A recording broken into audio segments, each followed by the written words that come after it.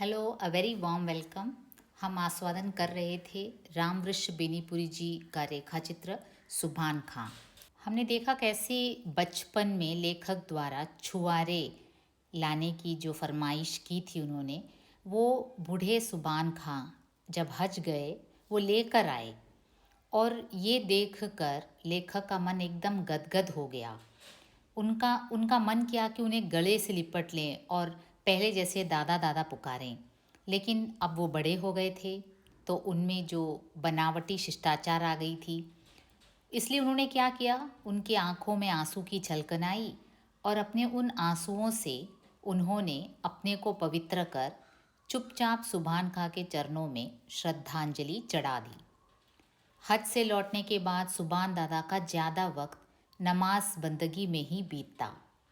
दिन भर उनके हाथों में तस्बीह के दाने घूमते और उनकी ज़बान अल्लाह की रट लगाए रहती। अब देखिए, हज जाकर आने के बाद तो सुभान खां एकदम हमेशा नमाज करते रहते, हमेशा प्रार्थना में ही लीन रहते। अपने ज्वार भर में उनकी बुजुर्गी की धाक थी। बड़े बड़े झगड़ों की पंचायतों में दूर दूर के हिंदू मुसलमान उन्हें पंच मुकर्रर करते। अब देखिए, जब कभी किसी बात में किसी लोगों के बीच गांव में बहस हो जाती है, झगड़े तक की नौबत आ जाती है, तो दूर दूर से हिंदू हो या मुसलमान वो सुभान खां की तलाश में आते। क्योंकि सुभान खां कितने अच्छे व्यक्ति थे, इतना अच्छा व्यक्तित्व था उनका, उनका स्वभाव इतना अच्छा था कि एक पंच के रूप में, मतलब कि न्याय दिलाने में सभी को सुभान खां पर विश्वास था। उनकी ईमानदारी और दयानतदारी की कुछ ऐसी ही धूम थी। वो ईमानदार थे, दयालु थे और उनके स्वभाव के बारे में पूरे गांव में ये बात फैली हुई थी। गांव ही नहीं, दूसरे गांव में भी, और केवल मुसलमान नहीं, हिंदुओं में भी सभी के लिए प्रिय थे ये सुभान खां। सुभान दादा का एक अरमान था मस्जिद बनाने का। मेरे मामा का मंदिर उन्होंने ही बनाया था। उन दिनों वह साधारण राज थे, तो भी कहा करते, अल्लाह ने चाहा तो मैं एक मस्जिद ज़रूर बनवाऊंगा। अब देखिए, मेरे मामा जी हैं, उन्होंने एक मंदिर बनवाया था और उस मंदिर की कारीगरी, उसका काम सुभान खां ने किया था। और सुभान खां के मन में एक काफ़ी बड़ी इच्छा थी कि वो एक छोटा सा मस्जिद बनाए। अल्लाह ने चाहा तो मैं एक मस्जिद ज़रूर बनवाऊंगा, वे हमेशा कहा करते थे। अल्लाह ने चाहा और वैसा दिन आया, उसकी मस्जिद भी तैयार हुई। गांव के ही लायक एक छोटी सी मस्जिद, लेकिन बड़ी ही खूबसूरत। और जैसे सुभान खां की इच्छा थी, वैसे ही अल्लाह की कृपा हुई और उन्होंने एक छोटी सी मस्जिद, लेकिन काफ़ी खूबसूरत मस्जिद बनाई। दादा ने अपनी ज़िंदगी भर की अर्जित कला इसमें खर्च कर दी थी। हाथ में इतनी ताकत नहीं रह गई थी कि अब खुद कढ़नी और बसूली पकड़े, लेकिन दिन भर बैठे बैठे एक एक ईंट की जुड़ाई पर ध्यान रखते और उसके भीतर भीतर जो बेल बूटे काढ़े गए थे, उनके सारे नक्शे उन्होंने ही खींचे थे और उनमें से एक एक का काढ़ा जाना उनकी ही बारीक निगरानी में हुआ था। अब जब उन्होंने मस्जिद बनाई तो काफ़ी बूढ़े हो गए थे सुभान खां, लेकिन फिर भी वे निगरानी करते थे, सुपरवाइज करते थे, वहीं बैठे रहते थे। अब इतने बूढ़े हो गए थे कि उनके हाथ में अब खुद कढ़नी और बसूली पकड़ना मुमकिन नहीं था, लेकिन दिन भर बैठे रहते और एक एक ईंट की जुड़ाई पर ध्यान रखते। और जो भी वहाँ पे जो कलाकारी की गई थी, बारीक निगरानी में हुई थी सुभान खां की। मेरे मामा जी के बगीचे में शीशम, सखुए, कटहल आदि इमारतों में काम आने वाले पेड़ों की भरमार थी। मस्जिद की सारी लकड़ी हमारे ही बगीचे से गई थी। देखो, मेरे मामा और सुभान खां के बीच काफ़ी गहरी दोस्ती थी, बरसों पुरानी दोस्ती थी। हम ब्राह्मण ठहरे, हिंदू ठहरे और दूसरी तरफ मुसलमान सुभान खां। फिर भी मेरे मामा के बगीचे से मस्जिद के निर्माण के लिए जितने भी पेड़ों की ज़रूरत थी वो हमारे यहीं से ही गई, जितनी भी लकड़ी चाहिए थी। जिस दिन मस्जिद तैयार हुई थी, सुभान दादा ने जवार भर के प्रतिष्ठित लोगों को न्योता दिया था। जुम्मा का दिन था। जितने मुसलमान थे सब ने उसमें नमाज पढ़ी थी। जितने हिंदू आए थे उनके सत्कार के लिए दादा ने हिंदू हलवाई रख कर तरह तरह की मिठाइयाँ बनवाई थी, पान इलायची का प्रबंध किया था। अब तक भी लोग उस मस्जिद के उद्घाटन के दिन की दादा की मेहमानदारी भूले नहीं हैं। अब देखिए, जब वो मस्जिद तैयार हुआ, छोटा सा एक मस्जिद था लेकिन खूबसूरत, और उस दिन उसके जो उद्घाटन सत्र में इतना अधिक लोग, इतने, और उसके उद्घाटन के दिन लोग अब भी नहीं भूले कि उस दिन क्या हुआ था। ज्वार भर के प्रतिष्ठित लोगों को न्योता दिया गया था। उस दिन जुमा का दिन था और जितने मुसलमान आए थे सब ने उसमें नमाज पढ़ी। और हिंदुओं के सत्कार के लिए दादा ने क्या किया, हिंदू हलवाई रखकर तरह तरह की मिठाइयाँ बनवाई थी। अब गांव भर के लोग अब भी कहते हैं कि क्या सत्कार किया सुभान खां ने। मतलब कि हिंदुओं का और मुसलमानों का, दोनों का एकदम सही तरीके से ख्याल रखा। ज़माना बदला, मैं अब शहरों में ही ज़्यादातर रहता, और शहर आए दिन हिंदू मुस्लिम दंगों के अखाड़े बन जाते थे। हाँ, आए दिन देखिएगा, एक ही सड़क पर हिंदू मुसलमान चल रहे हैं, एक ही दुकान पर सौदे खरीद रहे हैं, एक ही सवारियों पर जानू बजानू आ जा रहे हैं, एक ही स्कूल में पढ़ रहे हैं, एक ही दफ्तर में काम कर रहे हैं, कि अचानक सबके सिर पर शैतान सवार हो गया। अब देखिए, आजकल मैं शहर में रहता हूँ और शहर में क्या है कि हिंदू मुसलमान दंगे आजकल काफ़ी होने लगे हैं। एक ही शहर में रहते हैं, एक ही स्कूल में बच्चे पढ़ रहे हैं, एक साथ एक ही दुकान में सौदे खरीद रहे हैं, सब एक साथ कर रहे हैं, लेकिन अचानक क्या होता है, सबके सिर पर शैतान सवार हो जाता है। हल्ला भगदड़, मारपीट, खून खराबी, आग लगी, सारी खुराफतों की छूट, न घर महफूज, न शरीर, न इज्जत। प्रेम, भाईचारे और सहृदयता के स्थान पर घृणा, विरोध और नृशंस हत्या का उल्लंघन नृत्य। और आजकल शहर में क्या होता है, जैसे ही शैतान सवार हो जाता है, हिंदू और मुसलमानों में भागदौड़ मच जाती है, हल्ला मच जाता है, मारपीट हो जाती है, खून खराबी हो जाती है, आग लगा दी जाती है। न घर में कोई सुरक्षित रहता है, न शरीर बची रहती है किसी की, न किसी की इज्जत बची रहती है। प्रेम, भाईचारे और सहृदयता तो कहीं दिखता ही नहीं। उसके स्थान पर क्या दिखता है, घृणा, विरोध और हत्या का उल्लंघन नृत्य। यही देखने को मिलता है। शहरों की यह बीमारी धीरे धीरे देहात में घुसने लगी। गाय और बाजे के नाम पर तकरारें होने लगी। अब देखिए, शहर में शुरू हुआ और धीरे धीरे गांव में भी इसका जो विष फैलने लगा।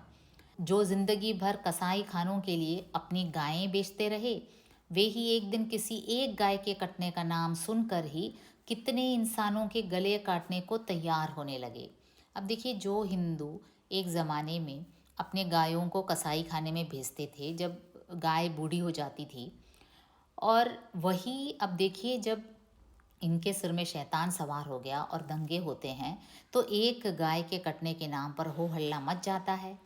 जिनके शादी ब्याह परब त्योहार बिना बाजे के नहीं होते, जो मुहर्रम की गर्मी के दिन भी बाजे गाजों की धूम किए रहते, अब वे ही अपनी मस्जिद के सामने से गुजरते हुए 1 मिनट के बाजे पर खून की नदियां बहाने को उतारू हो जाते। और उसी प्रकार जो हिंदुओं के जो उत्सव हैं, पर्व हैं, उसमें जो गाने बाजे होते हैं, उसमें पहले तो क्या था, मुसलमान भी भाग लेते थे भाईचारे के साथ। यहाँ तक कि मुहर्रम के दिन भी, मुहर्रम एक दुखद घटना पर आधारित है, लेकिन फिर भी उस दिन भी अगर कोई बाजे गुजरे तो पहले तो कुछ नहीं होता था। लेकिन आजकल क्या है, मस्जिद के सामने से गुजरते हुए 1 मिनट के बाजे पर भी खून खराबी हो सकती है, खून की नदियाँ बह सकती है। कुछ पंडितों की बनाई, कुछ मुल्लाओं की चलती बनी। एक तरफ हिंदू पंडित, उनकी कुछ बनती गई, और कुछ मुल्लाओं की। संगठन और तंजीम के नाम पर फूट और कलह के बीज बोए जाने लगे। चारों तरफ फूट और कलह के बीज बोए जाने लगे। कहीं संगठन के नाम पर हिंदू संगठित हो रहे हैं, कहीं तंजीम के नाम पर मुसलमान इकट्ठे हो रहे हैं। लाठियाँ उछली, छुरे निकले, खोपड़ियाँ फूटी, अंतड़ियाँ बाहर आई। अब देखिए, लाठियाँ उछलने लगी, आपस में घृणा और विरोध और नृशंस हत्या। और उसमें क्या होता है, छुरी चलने लगे, उसमें क्या होता है, छुरे चलने लगे, लाठियाँ उछली, अब खोपड़ियाँ फूटी और अंतड़ियाँ बाहर निकल आई। मतलब कि शरीर को एकदम से काट फाड़ दिया जाता है और आदमी आदमी नहीं रह जाता, शैतान सवार हो जाता है। कितने नौजवान मरे, घर फूंके, बाकी बच गए खेत खलिहान, सो अंग्रेजी अदालत के खर्चे में पीछे कुर्क हुए। मतलब कि कितने घर फूंके गए, कितने नौजवान मारे गए। शैतान सवार हो जाता है। धर्म के नाम पर जब कम्युनल राइट्स हो जाता है तो किसी को कुछ खबर नहीं रहती, सब पागल से हो जाते हैं। और बाकी जो बचे खेत खलिहान हैं वो अंग्रेज़ी अदालत के खर्चे में पीछे कुर्क हो जाते हैं। अब अदालत कोर्ट कचहरी के लिए पैसा खर्च हो जाता है तो जो बचा खुचा होता है खेत या घर वो भी वहीं नष्ट हो जाता है। तो ये एक ऐसे ज़माने की कथा है जो इंडिया पाकिस्तान पार्टीशन से पहले, भारत की आज़ादी के पहले की भारत की कथा है, जहाँ एक ज़माने में हिंदू मुसलमान भाईचारे के साथ स्नेह के साथ रहते थे। वहीं अंग्रेज़ों द्वारा ये डिवाइड एंड रूल का जो सिस्टम आया और फूट डाला गया हिंदू और मुसलमानों के बीच, तो लेखक कहते हैं कैसे लोगों के मन में जुनून सवार हो गया, मार काटने की एक जो भागदौड़ मच जाती है, शैतान सवार हो जाता है, आदमी आदमी नहीं रह जाता। तो उस ज़माने की बात है ये। और उस ज़माने में भाईचारे और प्रेम का संदेश लेकर सुभान खां और इनके परिवार, लेखक के परिवार में इतनी गहरी दोस्ती थी और शहर में ये सब घट रहा था और शहर से धीरे धीरे गांव की ओर भी ये विष फैल रहा था। अगले एपिसोड में हम इसके बाकी पोर्शन का आस्वादन करेंगे। अभी फ़िलहाल चलते हैं मलयालम वर्शन की ओर।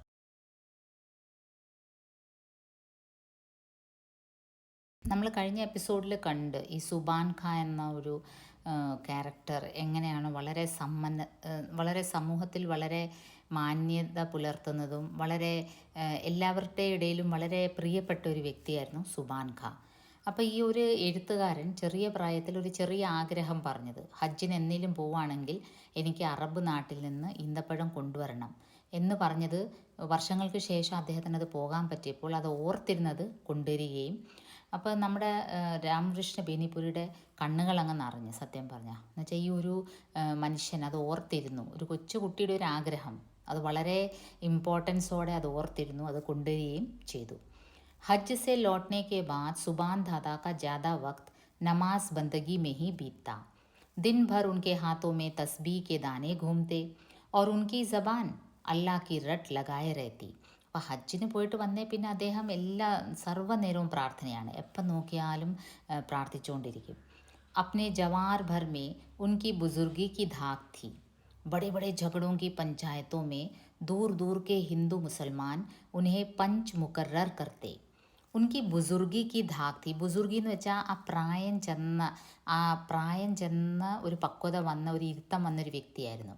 അദ്ദേഹത്തിൻ്റെ ആ പ്രായത്തിൻ്റെയും അദ്ദേഹത്തിൻ്റെ ആ വ്യക്തിത്വവും കാരണം ദൂരെ ദൂരെ ഗ്രാമങ്ങളിൽ നിന്ന് ആൾക്കാർ എന്തെങ്കിലും ഒരു പ്രശ്നം തർക്കം വരികയാണെങ്കിൽ ഇദ്ദേഹത്തിനെ വിളിക്കുമായിരുന്നു അത് സോൾവ് ചെയ്യാൻ. അത് മുസൽമാൻ മാത്രമല്ല, ഹിന്ദുസും വരുമായിരുന്നു. അപ്പോൾ ഈ സുബാൻ ഖാൻ എന്ന വ്യക്തിയുടെ വ്യക്തിപ്രഭാവം അത്രയ്ക്ക് വലുതായിരുന്നു. പ്രത്യേകിച്ച് ഹജ്ജിന് പോയിട്ട് വന്നേ പിന്നെ അദ്ദേഹം വളരെ ഭക്തിപൂർണമായിട്ടുള്ളൊരു ജീവിതമായിരുന്നു. ഉൻകി ഇമാൻദാരി ഓർ ദയാനദ്ദാരി കി കുച്ച് ऐसी ही धूम थी. അദ്ദേഹത്തിൻ്റെ ആ ഒരു സ്വഭാവത്തിൻ്റെ വിശേഷത കാരണമാണ്. ഇമാൻദാറായിരുന്നു, വളരെ ലോയലായിരുന്നു, കള്ളത്തരമൊന്നും കാണിക്കാത്തൊരു വ്യക്തിയായിരുന്നു, ദയുള്ള വ്യക്തിയായിരുന്നു. ഇതെല്ലാം അറിയാവുന്നത് കൊണ്ട് തന്നെ അദ്ദേഹം, നേരത്തെ നമ്മൾ പറഞ്ഞിട്ടുണ്ട്, വാ തുറന്നാൽ തേൻ ഒഴുകുന്ന പോലെയായിരുന്നു, ആരെയും നോവിക്കാത്തൊരു വ്യക്തിയായിരുന്നു. सुबान दादा का एक अरमान था मस्जिद बनाने का. मेरे मामा का मंदिर उन्होंने ही बनाया था. उन दिनों वह साधारण राज थे, तो भी कहा करते अल्लाह ने चाहा तो मैं एक मस्जिद ज़रूर बनवाऊँगा. അപ്പോൾ സുബാൻ ദാദയുടെ ഒരു വലിയ ആഗ്രഹമായിരുന്നു ഒരു പള്ളി പണിയണമെന്ന്. ഒരു ചെറിയ പള്ളിയാണെങ്കിൽ കൂടി ഒരു പള്ളി പണിയണമെന്ന് അദ്ദേഹത്തിന് വളരെ ആഗ്രഹമായിരുന്നു. അപ്പോൾ എൻ്റെ അമ്മാവനും സുബാൻ ദാദയും തമ്മിൽ വളരെ കൂട്ടുകെട്ടായിരുന്നു. എൻ്റെ അമ്മാവൻ ഒരു അമ്പലം പണിതപ്പോൾ ഈ സുബാൻ ദാദയായിരുന്നു അതിനെല്ലാം മേൽനോട്ടം വഹിച്ചത്. तो भी कहा करते अल्लाह ने चाहा तो मैं एक मस्जिद ज़रूर बनवाऊँगा. അപ്പോൾ അന്ന് തൊട്ടേ അദ്ദേഹം പറയുമായിരുന്നു, അള്ളാഹ് വിചാരിക്കുകയാണെങ്കിൽ എനിക്കും ഇതേപോലൊരു കൊച്ചു മസ്ജിദ് ഉണ്ടാക്കണമെന്നുണ്ട്. അപ്പോഴും പറയുമായിരുന്നു, അള്ളാഹയുടെ തീരുമാനം കറക്റ്റ് ആവാൻ, അള്ളാഹയുടെ ഒരു അനുഗ്രഹം ഉണ്ടെങ്കിൽ എനിക്കൊരു പള്ളി പണിയാൻ പറ്റൂ. अल्लाह ने चाहा और वैसा दिन आया. उसकी मस्जिद भी तैयार हुई. गांव के ही लायक एक छोटी सी मस्जिद, लेकिन बड़ी ही खूबसूरत.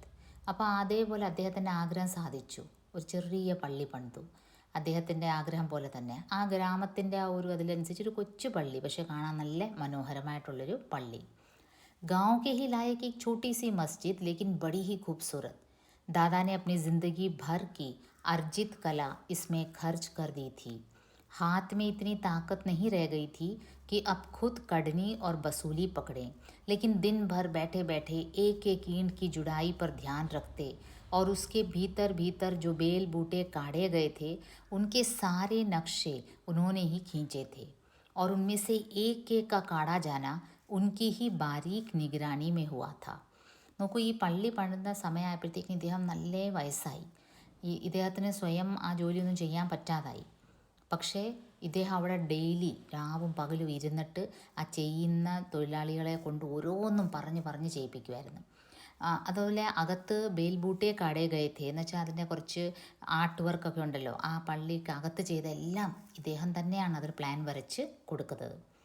ഇദ്ദേഹം തന്നെയാണ് അതിനെല്ലാം പ്ലാൻ വരച്ച് കൊടുത്തത്. എല്ലാം അദ്ദേഹത്തിൻ്റെ സൂപ്പർവിഷനിൽ പ്രായമായെങ്കിലും അദ്ദേഹം അതെല്ലാം ചെയ്യിപ്പിച്ചു.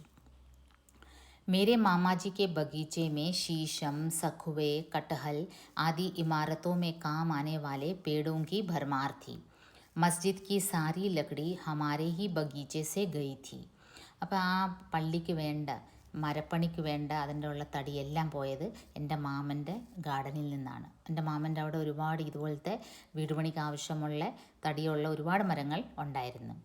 जिस दिन मस्जिद तैयार हुई थी, सुबान दादा ने जवार भर के प्रतिष्ठित लोगों को न्योता दिया था. जुम्मा का दिन था. जितने मुसलमान थे सब ने उसमें नमाज पढ़ी थी. ആ പള്ളി അങ്ങോട്ട് പൂർത്തിയായപ്പോൾ ഉണ്ടല്ലോ, എല്ലാവരെയും വിളിച്ചു. ഹിന്ദുസിനെയും മുസൽമാനെയും എല്ലാവരെയും അതിൻ്റെ ഇനോഗ്രൽ സെഷന് വേണ്ടി വിളിച്ചു. അന്ന് എല്ലാ മുസൽമാനും അവിടെ കയറി അതിൽ നമാസ് വായിച്ചു. ജിത്തനെ ഹിന്ദു ആയേ थे उनके सत्कार के लिए दादा ने हिंदू हलवाई रखकर तरह तरह की मिठाइयाँ बनवाई थी. അപ്പോൾ ഈ മുസ്ലിംസിനെ മാത്രമല്ല അദ്ദേഹം ക്ഷണിച്ചത്. പള്ളി ആയതുകൊണ്ട് മുസ്ലിംസിനെ മാത്രമല്ല, ഹിന്ദുസിനെയും ഗ്രാമത്തിലുള്ള എല്ലാ ഹിന്ദുസിനെയും വിളിച്ചു. എന്നിട്ട് അവർക്ക് അവരുടെ ഹൽവായി, അവരുടെ ഈ സ്വീറ്റ്സ് ഉണ്ടാക്കുന്ന ആളിനെ കൊണ്ട് തന്നെ അവർക്ക് ഇഷ്ടമുള്ള സ്വീറ്റ്സ് ഉണ്ടാക്കിച്ച്. പാൻ ഇലായിച്ചി കാ പ്രബന്ധ കിയാ था. अब तक भी लोग उस मस्जिद के उद्घाटन के दिन की दादा की मेहनतदारी भूले नहीं है. ഇപ്പോഴും ആൾക്കാർ പറയും അന്നത്തെ ആ പള്ളിയിലെ ഇനാഗ്രേഷൻ്റെ ഡേയിൽ ആ സൽക്കരിച്ച കാര്യം ഇപ്പോഴും ഹിന്ദുസും മുസൽമാനും ഒരേ സ്വരത്തിൽ പുകഴ്ത്തി പറയും. ज़माना बदला. मैं अब शहरों में ही ज़्यादातर रहता और शहर आए दिन हिंदू मुस्लिम दंगों के अखाड़े बन जाते थे. പിന്നെ ഇപ്പം ഞാൻ കൂടുതലും എൻ്റെ ജോലി സംബന്ധമായി എൻ്റെ തിരക്കുകൾ കാരണം ടൗണിൽ തന്നെയാണ് ഞാൻ കൂടുതലും ഇരിക്കുന്നത്. ടൗൺ എന്ന് വെച്ചാൽ എന്താണ്, ഇപ്പം ഹിന്ദു മുസ്ലിം ദംഗോങ്കെ അഖാഡെ ബഞ്ചാത്തേത്തെ, ഹിന്ദുസും മുസ്ലിംസും അടിയിടേണ്ട ഒരു കേന്ദ്രമായിട്ട് മാറിയിരിക്കുകയാണ്, അതിൻ്റെ ഒരു ഗോതയായിട്ട് മാറിയിരിക്കുകയാണ് ഈ ടൗൺ. ആയേ ദിൻ देखिएगा एक ही सड़क पर हिंदू मुसलमान चल रहे हैं, एक ही दुकान पर सौदे खरीद रहे हैं, एक ही सवारियों पर जानू बजानू आ जा रहे हैं, एक ही स्कूल में पढ़ रहे हैं, एक ही दफ्तर में काम कर रहे हैं कि अचानक सबके सिर पर शैतान सवार हो गया. ഒരേ ടൗണിൽ താമസിക്കുന്നു ഹിന്ദുസും മുസൽമാനും, ഒരേ കടയിൽ സാധനങ്ങൾ വാങ്ങിക്കുന്നു, ഒരേ വണ്ടിയിൽ അങ്ങോട്ടും ഇങ്ങോട്ടും പോകുന്നു, ഒരേ സ്കൂളിൽ കുട്ടികൾ പഠിക്കുന്നു, ഒരേ ഓഫീസിൽ ഒരേ ദഫ്തറിൽ ജോലി ചെയ്യുന്നു. പക്ഷേ അച്ചാനക് സബ്കെ സിർ പർ ഷൈത്താൻ സവാർ, പെട്ടെന്നാണ് ആൾക്കാർക്ക് ഭ്രാന്താവുന്നത്. ഷൈത്താൻ കയറി വിളയാടുന്ന പോലാണ്. ഹല്ല, ഭഗ്ദഡ്, മാർപീറ്റ്, ഖൂൻ ഖറാബി, ആഗ് ലഗി. പിന്നെന്താണ് അങ്ങോട്ട്? ആകെ ബഹളം, അങ്ങോട്ടോടുന്ന് ഇങ്ങോട്ടോടുന്ന് അടി, വെട്ട്, കുത്ത്. സാരി ഖുറാഫത്തോं की छूट.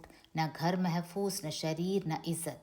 വീട്ടിലാരെയും വെറുതെ ഇരുത്തത്തില്ല, വീട്ടിൽ കയറി കൊല്ലുന്നു, വീടോടെ തീ വെക്കുന്നു. ശരീരമാണെങ്കിലോ മാനഭംഗപ്പെടുത്തുന്നു. ഇസ്സത്ത് ഒരു ഇതുമില്ല. നല്ല സ്നേഹത്തോടെ കഴിഞ്ഞിരുന്ന നെയ്ബേഴ്സ് ആണെങ്കിലും പെട്ടെന്ന് ഈ കമ്മ്യൂണൽ റൈറ്റ്സ് വരുമ്പം അവരുടെ വിധം അങ്ങ് മാറും, അങ്ങ് ശൈത്താൻ കയറും. प्रेम, भाईचारे और सहृदयता के स्थान पर घृणा, विरोध और नृशंस हत्या का ഉല്ലംഘ നൃത്യം. സ്നേഹം എന്താണെന്നും സാഹോദര്യം എന്താണെന്നും ഒന്നും അതിൽ ഒരു വിലയുമില്ല.